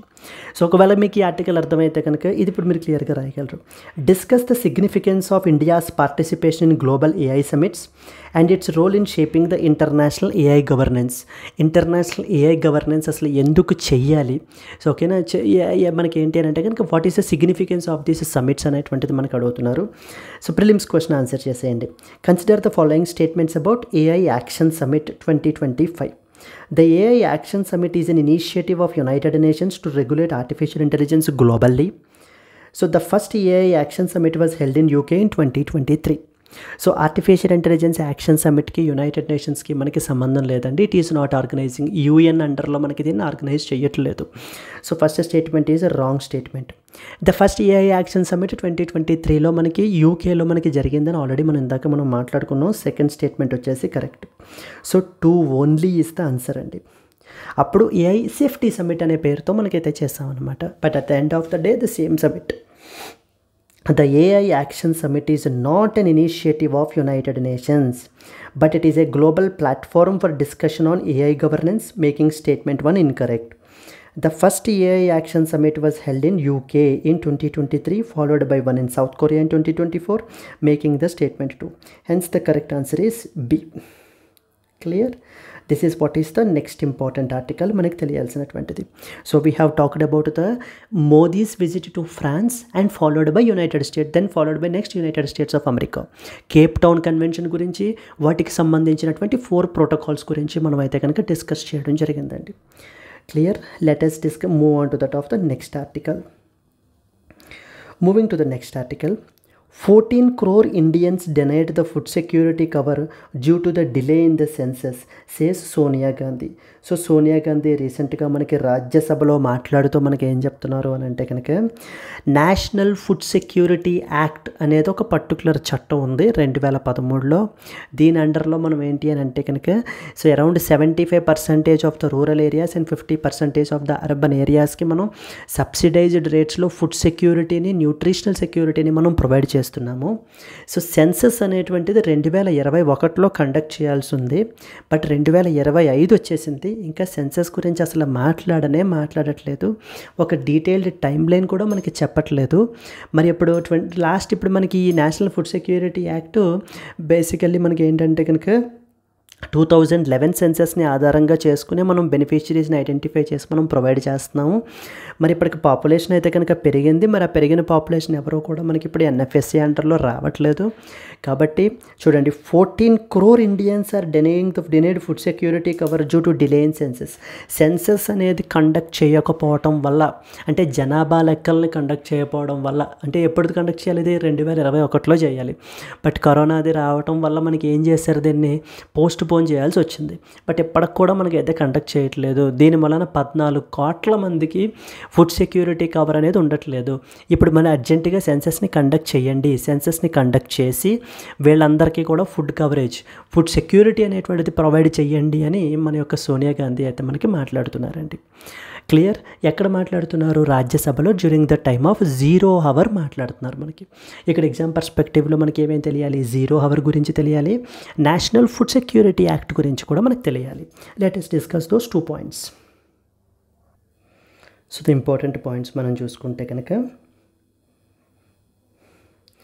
former Congress President Sonia Gandhi raised the concerns in Rajya Sabha regarding the exclusion of 14 crore eligible Indians from the National Food Security Act benefits due to the delay in conducting the decennial population census. So ఈ యొక్క population census అనేటువంటిది 2021లో conduct చేయాల్సి ఉంది. ఇంకా ఇప్పటిదాకా కూడా దాని గురించి మాట్లాడట్లేదు అని చెప్పి మనకి చెప్తున్నారండి. ఈ కాంటెక్స్ట్లో మనకి ఏమేమి మెన్షన్ చేశారు? నేషనల్ ఫుడ్ సెక్యూరిటీ యాక్ట్ గురించి మనకు మాట్లాడుతున్నారు. 2013లో మనకైతే కనుక ఈ చట్టాన్ని తీసుకుని వచ్చారు.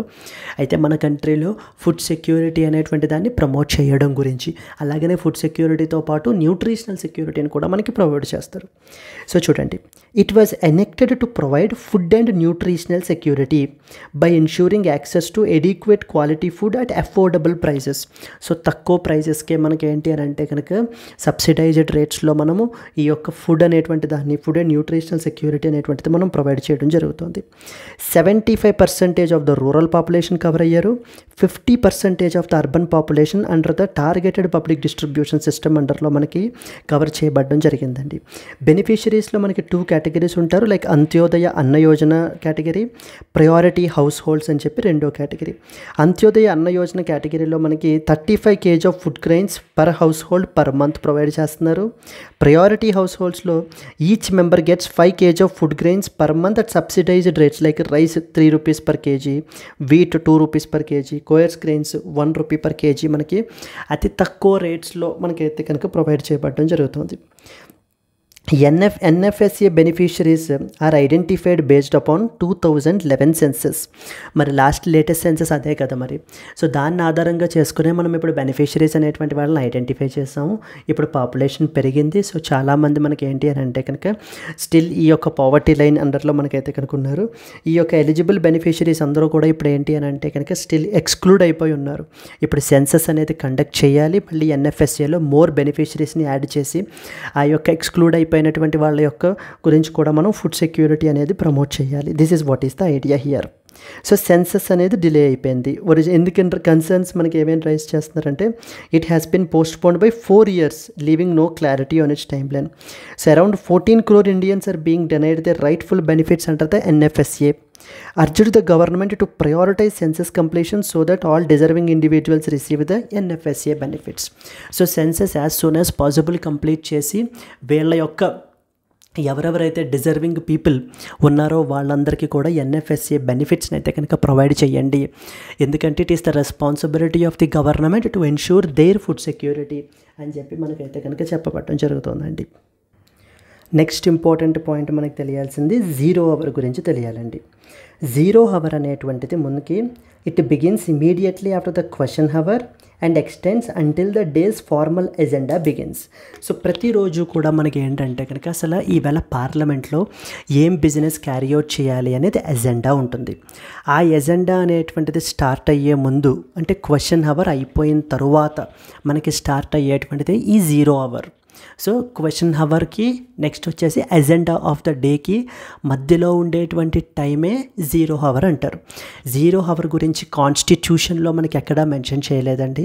అండ్ అలాగనే 0 hour గురించి కూడా రూల్స్ ఆఫ్ ద ప్రొసీజర్లో కూడా మనకి మెన్షన్ చేయలేదు. It is purely Indian parliaments innovation అనమాట కంప్లీట్గా ఇది. సో చూడండి ఇక్కడ మనకి ఏంటంటే మామూలుగా అయితే ఏదైనా క్వశ్చన్ మనకి చెప్పాలి అని అంటే కనుక సో నోటీస్ అనేటువంటిది ప్రయోర్ నోటీస్ అనేటువంటిది ఇవ్వాలి ముందు అడగాలంటే. బట్ కానీ 0 hourలో ఎటువంటి ప్రయోర్ నోటీసు అవసరం లేకుండా members of the parliament can ask the questions. So the government మనకి సమాధానం చెప్పాలి. గవర్నమెంట్ని క్వశ్చన్స్ అయితే కనుక అడగచ్చు అనమాట. ఎప్పుడు 0 hour టైంలో. చూడండి ఇక్కడ అదే పాయింట్ రాసాం. MPs can raise urgent matters without any prior notice. It is an Indian parliamentary innovation not mentioned in the official rules of procedure. So official rules of ప్రొసీజర్లో కానీ లేకపోతే మనకి ఏంటంటే కనుక కాన్స్టిట్యూషన్లో కానీ మనకి ఎక్కడ మెన్షన్ చేయలేదు ఈ 0 hour గురించి. సో 3 పాయింట్లు మెయిన్లీ మనకు తెలియాల్సింది. మొదటి పాయింట్ ఏంటి, 0 hour అనేది క్వశ్చన్ అవర్ తర్వాత next agenda of the day start అయ్యే ముందు పెట్టేటువంటిది మధ్యలో పెట్టేటువంటిదే క్వశ్చన్ 0 hour అంటారు. సెకండ్ పాయింట్ 0 hourలో ఎటువంటి ప్రయోర్ నోటీసు ఇవ్వనవసరం లేకుండా ఇక్కడ మనకి ఏంటంటే కనుక అర్జెంట్ పబ్లిక్ మ్యాటర్స్ని రైజ్ అయితే కనుక చేయొచ్చు, క్వశ్చన్స్ అయితే కనుక అడగచ్చు. థర్డ్ ఇంపార్టెంట్, ఇది కాన్స్టిట్యూషన్లో కానీ రూల్స్ ఆఫ్ ప్రొసీజర్లో కానీ మనకి మెన్షన్ చేయబడలేదు. ఇది ప్యూర్లీ ఇండియన్ పార్లమెంటరీ ఇన్నోవేషన్ అండి. సో ఇప్పుడు మనకి ఏం మాట్లాడుకున్నామంటే 0 hour గురించి మాట్లాడుకున్నాము, నేషనల్ ఫుడ్ సెక్యూరిటీ యాక్ట్ గురించి మాట్లాడుకున్నాం. సో ఇప్పుడు ఫార్మర్ కాంగ్రెస్ ప్రెసిడెంట్ సోనియా గాంధీ మాట్లాడుతూ ఏమంటున్నారంటే నేషనల్ ఇప్పుడు సెన్సస్ అనేది 2021లో కండక్ట్ చేయాల్సి ఉంది, ఇప్పటిదాకా చేయలేదు బాబు, దయచేసి దాన్ని కండక్ట్ చేయండి. NFSAలో ఇంకా బోల్డ్ మంది బెనిఫిషరీస్ని యాడ్ చేయాల్సి ఉంది, వాళ్ళందరినీ కూడా మనం అయితే కనుక యాడ్ చేయాలి అని మనకి చెప్పడం జరుగుతుంది. సో దీనికి సంబంధించిన మెయిన్స్ క్వశ్చన్ ఎలా ఉండొచ్చు, discuss the impact of delayed census on welfare schemes like national food security act, suggest some measures to ensure timely revision of the beneficiary lists. So దీనికి సంబంధించిన ప్రిలిమ్స్ క్వశ్చన్ ఎలా అడగచ్చు. So consider the following statements regarding the national food security act 2013. First point, NFSA provides subsidized food grains to 100% of the India's population. Second point, the identification of the beneficiaries under NFSA is based on the 2011 census data. Which of the above statements is or are correct statements? So first statement చూడండి, it provides food subsidized food grains to 100% of India's population అంటున్నారు. This is wrong statement. ఎందుకని? So 75% of the rural population and అలాగనే 50% of the urban population మాత్రమే ఈ యొక్క subsidised food grains అనేటువంటిది provide అవ్వడానికి eligible beneficiaries. First statement is wrong. The identification of beneficiaries and NFSA is based on 2011 census data అంటున్నారు. Correct statement. That was the latest census data that is available. So they are based on 2011 census data only. Which of the above statements is are correct అంటే the answer వచ్చేసి మనకి 2 only is the answer అండి. NFSA covers up to 75% of rural population, 50% of urban population. Please be clear, not the entire population. The identification of beneficiaries under NFSA is still based on 2011 census data, which is outdated, making statement 2 correct. Hence, the correct answer is B. I hope it is clear, right? Let us move on to that of the next article. Next one. India may offer the lower duties on pecans to pacify the Trump అని చెప్పేసి మనకైతే కనుక publish అయింది. So ఇది మనకి article వచ్చేసి దేని గురించి అని అంటే కనుక టారిఫ్ వార్ అనేటువంటిది మనకైతే జరుగుతుందండి ఇప్పుడు. Tariff war. సో ఈ టారిఫ్ వార్లో మనకి ఏమవుతుందంటే కనుక మిగతా దేశాలు యునైటెడ్ స్టేట్స్ ఆఫ్ అమెరికాకి ఎవరెవరైతే ఎక్స్పోర్ట్ చేస్తున్నారో వాటన్నిటి మీదన మనకి ఏంటంటే కనుక ఏం విధిస్తున్నాడు ట్రంప్? ఇంపోర్ట్ డ్యూటీ అనేది వేయడం జరుగుతుంది. Import duties like for example తర్వాత ఆర్టికల్లో మనం చూస్తాం steel and as well as aluminium మీదన around 25% of the tariff impose చేస్తున్నారు. మరి ఎప్పుడైతే టారిఫ్స్ ఇంపోజ్ చేస్తే ప్రాబ్లం ఏమవుతుంది అని అంటే కనుక 2 ఇంపార్టెంట్ ప్రాబ్లమ్స్ ఉంటాయి. ప్రాబ్లం నెంబర్ 1, ఇప్పుడు ఈ యునైటెడ్ స్టేట్స్ ఆఫ్ అమెరికాకి ఎక్స్పోర్ట్ చేసేటువంటి ఎక్స్పోర్టర్స్ మీద ప్రభావం పడుతుంది. ఇప్పుడు ఇండియా నుంచి కూడా మనం అరౌండ్ $4.5 బిలియన్ వర్త్ మనం ఏంటంటే కనుక స్టీల్ని అల్యూమినియంని మనం అయితే ఎక్స్పోర్ట్ చేయడం జరుగుతుందండి. సో ఇవి ఎక్స్పోర్ట్ చేస్తున్నప్పుడు మనకి ఏంటంటే majority of the Indian exporters అంతా కూడా మనకి మైక్రో స్మాల్ అండ్ మీడియం ఎంటర్ప్రైజెసే మనకైతే కనుక ఉన్నారు. ఇప్పుడు ఎప్పుడైతే మనకి ఇలా ఈ విధంగా ఇంపోర్ట్ డ్యూటీ ఇంపోజ్ చేయబడుతుందో అమెరికన్ మార్కెట్స్లో మన యొక్క ఇండియన్ ప్రొడక్ట్స్ యొక్క ప్రైజెస్ పెరిగిపోతాయి. అప్పుడు అన్కాంపిటేటివ్ అయిపోతాయి అన్నమాట. అన్కాంపిటేటివ్ ఎప్పుడైతే అయిపోతాయో మన యొక్క మార్కెట్స్ అంటే మన గూడ్స్ ఎవరు కూడా పర్చేస్ చేయరు. సో మోర్ ఎక్స్పెన్సివ్ అయిపోతాయి కాబట్టి. So that is how it effects. Second important problem ఏంటంటే ఈ ఇంపోర్ట్స్ మీద ఆధారపడి అమెరికాలో కూడా డొమెస్టిక్ ఇండస్ట్రీస్ ఉంటాయి. సో అంటే వీటిని ఇన్పుట్స్గా తీసుకుంటున్నటువంటివి. సో ఎప్పుడైతే వాళ్ళకు కూడా ప్రైజెస్ అనేటువంటివి మనకి పెరిగిపోవడం జరుగుతుంది. అంటే ఇప్పుడు అమెరికా మనకి ట్రంప్ ఏం చేస్తున్నాడంటే టారిఫ్స్ అనేటువంటి దాన్ని నెగోషియేటింగ్ టూల్గా ఉపయోగించుకుని ఇదిగో నేను చెప్పింది చేస్తారా అంటే మా అమెరికన్ గూడ్స్ మీరు పర్చేస్ చేస్తారా లేదా మా కంట్రీలోకి వచ్చేటువంటి గూడ్స్ అన్నిటి మీద నేను ట్యాక్సెస్ ఇంపోజ్ చేసేనా అనేటువంటిది మనకి ఏంటి అని అంటే కనుక ఇప్పుడు ట్రంప్ యొక్క కాన్సెప్ట్. ఈవెన్ ఇండియా కూడా మనం ఏంటంటే ఇప్పుడు ఈ ట్రంప్ని కామ్ డౌన్ చేయడం గురించి మనం ఏం చెప్తున్నాం అంటే బాబు నువ్వు తొందరపడి అలాంటి నిర్ణయాలు తీసేసుకోక, ఇప్పుడు మేము కూడా ఇదేంటి మీ నుంచి పీకన్ నట్స్ మేము ఇంపోర్ట్ చేసుకుంటున్నాం కదా వాటి మీద కూడా ఇంపోర్ట్ డ్యూటీ తగ్గిస్తాము. లైక్ ఇంతకుముందు 100% ఇంపోర్ట్ డ్యూటీ వేసాం, దాన్ని 30%కి రెడ్యూస్ చేసాం, ఇప్పుడు ఇంకా రెడ్యూస్ చేస్తాం కావాలంటే కనుక. అంతే తప్ప దయచేసి ఇలా స్టీల్ మీద అల్యూమినియం మీద ఇంత టారిఫ్లు వేసేయొద్దు అని చెప్పి మనకి చెప్పడం జరుగుతుంది. అమెరికా ఎందుకు వీటి మీద ఇన్ని ట్యాక్సెస్ వేస్తున్నాడు, ట్రంప్ ఎందుకు వేస్తున్నాడు అంటే ప్రాబ్లం ఏమైందంటే ఇక్కడ సో అమెరికా నుంచి అంటే యునైటెడ్ స్టేట్స్ ఆఫ్ అమెరికా నుంచి వెళ్ళేటువంటి గూడ్స్ ఏవైతే ఉంటాయో వాటి మీద ఇతర దేశాలు లైక్ అంటే యూరప్, నెక్స్ట్ వచ్చేసి ఇండియా, చైనా, కెనడా వీళ్ళందరూ కూడా చాలా హై టారిఫ్స్ వేసేస్తున్నారు వాళ్ళ మీద. అంటే ఇప్పుడు ట్రంప్ ఏదైతే చేస్తున్నాడో అని మనం గోల పెడుతున్నామో అదే మనం ఇంతకుముందు చేస్తున్నారనమాట మిగతా దేశాలన్నీ కూడా. యుఎస్ఏ యొక్క గూడ్స్ మీదన విపరీతంగా ట్యాక్సులు వేసేయడం వలన బార్డర్లో ఏమవుతుంది, ఎప్పుడైతే వాళ్ళ దేశం లోపలికి వెళ్తాయో గూడ్స్ అన్నీ కూడా ఎక్స్పెన్సివ్ అయిపోతాయి కంప్లీట్లీ. అండ్ సెకండ్ ప్రాబ్లం ఏంటంటే కనుక ట్రేడ్ ఇంబ్యాలెన్స్ అంటే అమెరికాలో ఇతర దేశాల వాళ్ళ యొక్క గూడ్స్ అమ్ముతున్నారు కానీ అమెరికన్ గూడ్స్ మాత్రం ఇతర దేశాల్లోకి అంత తొందరగా అంత ఇదిగా వెళ్ళలేకపోతున్నాయి. దాని వలన ఏమవుతుంది, అమెరికాకి ట్రేడ్ డెఫిసిట్ వచ్చేస్తుంది. ఈ రెండు ప్రాబ్లమ్స్ని అడ్రస్ చేయడం గురించి అండ్ ఇది ఎకానమీకి సంబంధించి ఇంకేం ప్రాబ్లమ్స్ ఏంటంటే కెనడా నుంచి మెక్సికో నుంచి విపరీతంగా illegal migrants, even not only Canada Mexico and even India నుంచి కూడా ఏంటంటే కనుక చాలామంది ఇల్లీగల్ మైగ్రెంట్స్ అయితే కనుక యునైటెడ్ స్టేట్స్ ఆఫ్ అమెరికాకి వెళ్ళిపోవడం, ఇంకా అక్కడే ఉండిపోవడం, ఇలాంటివి మనకి చేస్తున్నారు. అండ్ నెక్స్ట్ ప్రాబ్లం వచ్చేసి ఏంటంటే drug trafficking something called as fentanyl అంటారు.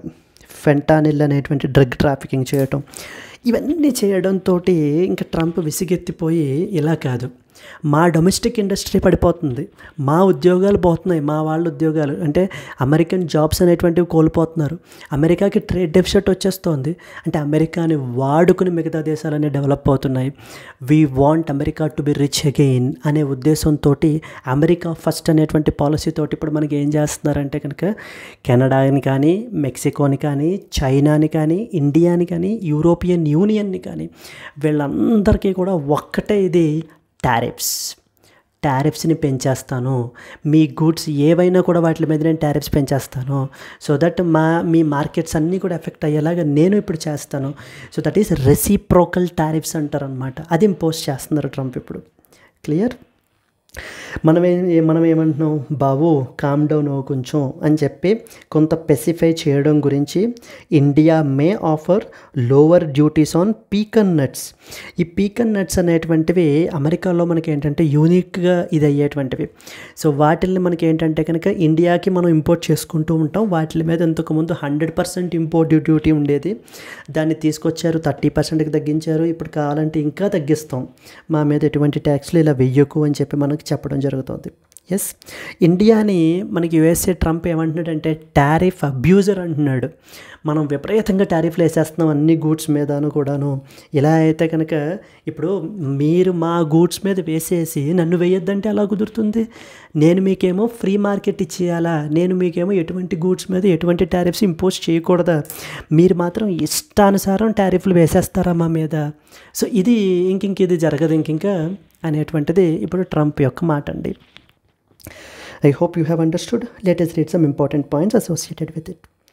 India is considering lowering the import tariffs. ఇప్పుడు దేశాలన్నీ దిగొస్తున్నాయి అన్నమాట. అది ఇండియా కానీ యూరోపియన్ యూనియన్ కానీ నెక్స్ట్ వచ్చేసి మనకి ఏంటంటే కనుక కెనడా మెక్సికో వీళ్ళందరూ కూడా మనకి ఏంటంటే దిగొచ్చి వాళ్ళు వేస్తున్నటువంటి టారిఫ్లు తగ్గించడం, వాళ్ళ దేశాల నుంచి వచ్చేటువంటి ఇల్లీగల్ మైగ్రేషన్ని కంట్రోల్ చేస్తాం బాబు అని చెప్పటం, ఇవన్నీ కూడా మనకి చేస్తున్నారు. India is considering lowering the import duties on US agricultural products like pecans to ease the tensions with United States of America as Prime Minister Modi prepares for bilateral trade discussions with that of the Donald Trump. ఇందాక ఆర్టికల్లోనే మనం మాట్లాడుకున్నాం, France visit అయిపోయిన తర్వాత అంటే AI action summit attend చేసిన తర్వాత మనకి United States of America వెళ్తారు, అక్కడ టారిఫ్స్ గురించి అయితే కనుక మనకి మాట్లాడతారని ఇందాక మనం మాట్లాడుకున్నాం. This move aims to counter the Trump's accusation of India being a tariff abuser. మనకు ఒక మంచి ట్యాగ్ కూడా ఇచ్చేసారనమాట, టారిఫ్ అబ్యూజర్ అని చెప్పేసి ఇండియాని.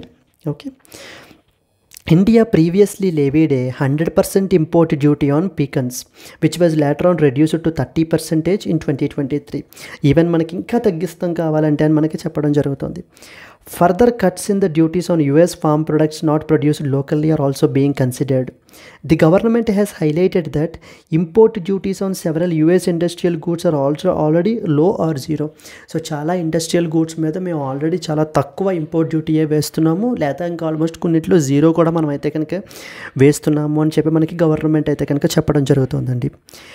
President Trump has used the tariffs as a negotiation tool as seen in the trade disputes with Canada and as well as Mexico. So మనకి ఏంటంటే ఈ టారిఫ్స్ అనేటువంటి దాన్ని ఒక నెగోషియేటింగ్ టూల్గా మనకు ఉపయోగిస్తున్నారు. చెప్పిన మాట వింటారా, మా అమెరికన్ గూడ్స్ని మీరు పర్చేస్ చేస్తారా, లేకపోతే నన్ను టారిఫ్స్ పెంచేయమంటారు? ఇంక నేనేం మాట్లాడను, ఇంకా టారిఫ్స్నే పెంచుకుంటూ వెళ్ళిపోతుంటాను అలాగా. దాని మూలన మీ మార్కెట్స్ సివియర్గా ఎఫెక్ట్ అయిపోతాయి. That is what is the idea. And India hopes these concessions will soften the US pressure on tariffs and encourage a more favorable trade relationship as well. Then next important point ఏంటంటే there is something called GSP అంటారు. GSP అంటే అర్థం ఏంటంటే generalized system of preferences అని అర్థం. So ఈ యొక్క GSP అండర్లో మనకి ఏంటంటే కనుక కొన్ని మన యొక్క ఎక్స్పోర్టర్స్కి, ఇండియన్ ఎక్స్పోర్టర్స్కి డ్యూటీ ఫ్రీ యాక్సెస్ అనేటువంటిది ఉంటుంది యూఎస్ మార్కెట్స్. అంటే కొన్ని గూడ్స్కి ఎటువంటి ట్యాక్సెస్ వేయరు, ఎటువంటి ఇంపోర్ట్ డ్యూటీ కూడా వేయరు అనమాట. So the generalised system of preferences అంటారు దాన్ని, జిఎస్పి అంటారు దాన్ని. అంటే it's a privilege, kind of a privilege. So చూడండి, బట్ ఈ ప్రివిలేజ్ని మనకి 2019లో మనకి ఏంటంటే రీవోక్ అయితే చేయబడడం జరిగింది. దాన్ని మళ్ళీ రీస్టోర్ చేయమని చెప్పేసి మనం ఏంటి అని అంటే కనుక అడుగుతున్నాం. India is lobbying for the restoration of GSP benefits which the USA revoked in 2019. GSP has allowed the Indian exporters duty free access to US market for certain products. కొన్ని ప్రొడక్ట్స్కి యుఎస్ మార్కెట్లో మనం అమ్ముకోవడానికి, అంటే వాటి మీద ఎటువంటి ట్యాక్స్లు ఇంపోజ్ అయితే కనుక చెయ్యరనమాట ఈ జిఎస్పి సిస్టమ్ అండర్లో. బట్ ఇలా మేము ఇలా ఇస్తున్నాం, ట్రేడ్ డెఫిసిట్ విపరీతంగా పెరిగిపోతుంది, ఇంక ఇలా ఇచ్చేది లేదు అని చెప్పి దీన్ని మనకి రివోక్ అయితే చేసేయడం జరిగింది. క్లియర్? సిమిలర్లీ మనం తీసుకుంటే కనుక so the low or zero tariffs on several US goods like non industrial diamonds మీద మనం 0% వేస్తున్నాము, సర్టెన్ వేస్ట్ మెటీరియల్స్ మీద, గోల్డ్ మీద 6% ఇంపోర్ట్ డ్యూటీ, ఏరోప్లేన్స్ మీద 2.5% import duty, suspension grade PVC resin మీద 7.5%. ఇదంతా కూడా మనకి ఇక్కడ టేబుల్లో మెన్షన్ చేశారండి. ఇవన్నీ కూడా మనం వేసేటువంటి టారిఫ్స్ అనమాట. So the current tariffs on top US exports to India, అంటే ఇండియా విధించేటువంటి టారిఫ్స్, ఇంపోర్ట్ డ్యూటీస్ అనమాట ఇవన్నీ కూడా మనకి. Clear? So this is what is the article is all about. So the possible mains question మనకి ఏంటంటే how do tariffs will impact the trade negotiations between India and USA, discuss in the context of recent trade disputes and as well as the trade tariff concessions. Clear? Let us move on to the next article. Trump proposes tariffs on steel and as well as aluminium imports. ఇందాకనే అనుకున్నాం కదా tariffs అనేటువంటిది పెంచేస్తున్నారని చెప్పి. Steel మీద, next వచ్చేసి aluminium మీద మనకి ఏంటంటే 25% టారిఫ్ అయితే కనుక ఇంపోజ్ చేస్తానని చెప్పేసి ట్రంప్ అయితే చెప్తున్నారండి. ఇప్పుడు ఈ రెండు టేబుల్స్లో మీరు చూస్తే aluminium and as well as other articles made of them, iron and steel and other articles made of them. అంటే ఎంత వర్త్ మనం ఏంటంటే కనుక ఎక్స్పోర్ట్ చేస్తున్నాం. కెనడా వాళ్ళు $57.3 billion, India $4.5 billion of aluminium మనం ఎక్స్పోర్ట్ చేస్తున్నాం యూఎస్ఏకి. ఇప్పుడు ఈ ఎక్స్పోర్ట్ చేసేటువంటి వాళ్ళందరి మీద కూడా ఇంపాక్ట్ అయితే కనుక పడుతుందన్నమాట. ఎస్, ఇక్కడ చూడండి అదే సరే, any steel that is coming in to USA is going to have a 25% tariff. He told press persons on Sunday on Air Force One. When asked about aluminum, he responded, even aluminum too will be subjected to that of the trade penalties. Reciprocal tariffs అంటారు. Reciprocal tariffs అంటే అర్థం ఏంటి? Mr Trump also reaffirmed that he would announce reciprocal tariffs probably Tuesday or Wednesday, meaning that US would impose import duties on products in cases in which other country has levied duties on US goods. అంటే USA goods మీద ఎవరెవరైతే tariffs impose చేస్తారో వాళ్ళ మీదన, అంటే వాళ్ళ goods నా కంట్రీలోకి import చేస్తుంటారు కదా, ఎక్స్పోర్ట్ చేస్తుంటారు కదా, వాటి మీద నేను టారిఫ్స్ విధిస్తాను. రెసిప్రోకల్ టారిఫ్స్ అని చెప్పేసి మనకైతే కనుక ట్రంప్ మాట్లాడుతున్నారు. See, if they are charging us 130% tariff and we are charging them nothing, it's not going to stay that way. మా మీద 130% టారిఫ్స్ విధించేయడం, వాళ్ళకేమో మేము డ్యూటీ ఫ్రీ యాక్సెస్ ప్రొవైడ్ చేయడం, ఇది అసలు సమస్య లేదు. ఈ వేలో అయితే కనుక మనకి ఇది వెళ్ళదు. ఇక నుంచి అయితే కనుక మేము కూడా టారిఫ్స్ మొదలు పెడతాం. సో మీరు చేయాల్సిన పని ఏంటి? మా మీద వేసే టారిఫ్లను తగ్గించండి, మా అమెరికన్ గూడ్స్ని ఎక్కువ పర్చేస్ చేయండి. సో దానివల్ల మీ మీద కూడా మేము టారిఫ్స్ని అయితే కనుక తగ్గిస్తాము అని ట్రంప్ అయితే మనకి చెప్పడం జరుగుతుందండి. సో ఐ హోప్ మీకు అర్థమైంది అనుకుంటాను. ఇది మనం ఆల్రెడీ చూసాం కదా, India may offer lower duties to specify the Trump. మనం కూడా ఇప్పుడు ఏంటంటే బాబు మేము తగ్గిస్తాము అని చెప్పి మనం చెప్పడం జరుగుతుంది. So these are the important points. US President Trump has announced the 25% tariffs on steel and aluminum imports, like from Canada, Mexico and other countries, as part of his trade policy to protect domestic industries and address the trade imbalances. Two important issues. So American domestic ఇండస్ట్రీస్ని protect చేయడం గురించి, American trade ఇంబ్యాలెన్సెస్ని address చేయడం గురించి మనకైతే కనుక ఈ move అయితే తీసుకుంటున్నారండి. All steel imports, ఇంకా ఆల్ స్టీల్ అంటే ఇంక ఈవెన్ ఇండియా నుంచి, కెనడా నుంచి, మెక్సికో నుంచి, చైనా నుంచి అందరి మీద కూడా it will face A 25% tariff, like including from Canada, Mexico, China, UAE, India అందరి మీద కూడా. Aluminium imports will also be subject to trade penalties, though specific tariff percentages అయితే కనుక మనకి మెన్షన్ చేయలేదు. Trump justified the move as a way to address trade imbalances, citing that some countries are charging higher tariffs on US goods, while USA has lower or zero tariffs on their exports. See, వాళ్ళు పంపించేటువంటి exports మీద మేమేమో ఎటువంటి ట్యాక్స్లు మేము వేయట్లేదా, but మా మీద ఏమో అన్నేసి ట్యాక్స్లును అన్నేసి టారిఫ్లు విధించేస్తున్నారా? So అంటే ఎలా కనిపిస్తున్నాం మీకు అనే ఉద్దేశంతో మనకి ఇప్పుడు ట్రంప్ అయితే కనుక మనకి మాట్లాడుతున్నారు. He mentioned that if some countries are imposing 130% tariffs on US goods, then the US would not allow them to export freely without any penalties. ఎటువంటి పెనాలిటీస్ లేకుండా మా దేశానికి ఎక్స్పోర్టింగ్ అయితే మేము అలౌ చేయం. The reciprocal tariffs announcement was expected soon, targeting the products from countries that impose high duties on that of the US goods. So they are using it as a negotiating టూల్గా మనకైతే కనుక దీన్ని use చేయడం జరుగుతుందండి. ఇక్కడ మనం రాసాం చూడండి, India exports around $4.5 billion in aluminium and $15.6 billion in steel is also getting affected because of due to this tariff war. So this is what is the another important article that we are expected to know. How do protectionist trade policies such as tariffs impact global trade dynamics? Discuss with reference to recent US trade policies on steel and as well as aluminium. Can be a potential mains question, Andy. Yes, Andy, next one. Coming to the question, consider the following statements about 0 hour. First statement says, it is provided in the Constitution of India. Okay. Second statement says, it is between question hour and as well as agenda of the day. Which of the above statements either are correct adugutunnaru? 1 only, 2 only, both 1 and 2, and as well as none of the above. Malli chudandi, consider the following statements about 0 hour. It is provided in the Constitution of India. It is between question hour and agenda of the day. So if you know the answer, please comment your answer, Andy. And if you have liked the video, please do like it. And let's meet again in the next Hindu news analysis. Until then, happy learning. All the best. Bye bye, Andy.